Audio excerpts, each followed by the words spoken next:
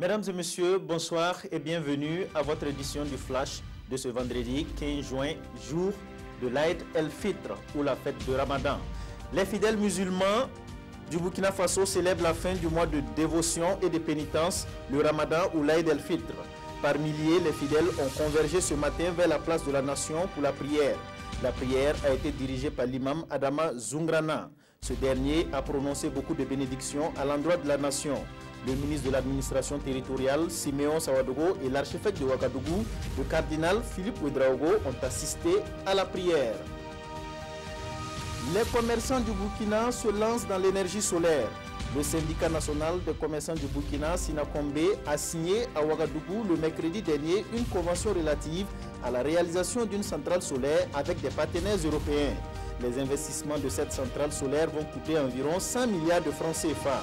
Cette structure syndicale veut contribuer au renforcement de la fourniture en électricité au Burkina. Le Sinakombe invite les autres structures à de telles initiatives. Le programme de croissance économique dans le secteur agricole, PCESA, et le Conseil régional du Centre-Ouest ont procédé hier jeudi à Koudougou à la signature d'une convention d'appui au secteur agricole. D'un montant de plus d'1 milliard de francs CFA, ce fonds va permettre d'appuyer les filières porteuses dont le maïs, le niébé, le karité et le bétail.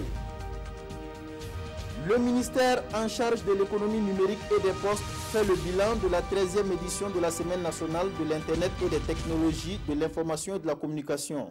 C'était au cours d'une assemblée générale tenue le jeudi dernier à Ouagadougou. Objectif, tirer les leçons de la dernière édition de la SNI et procéder au lancement d'un appel à projet en vue de l'organisation de la 14e édition. Selon les organisateurs, le bilan de la 13e édition de la SNI qui s'est déroulée en novembre dernier est positif. Le président Donald Trump dans le collimateur de la justice américaine. Il a été accusé par l'État de New York d'avoir fait usage de l'argent de sa fondation à des fins personnelles. Une plainte a été déposée contre lui. Donald Trump a qualifié de ridicule cette plainte. La procureure Barbara Underwood a lancé une action visant à dissoudre la fondation et exiger la restitution de 2,8 millions de dollars. Elle va encore plus loin, elle demande à ce que Donald Trump soit interdit de diriger une organisation à but non lucratif à New York pendant 10 ans.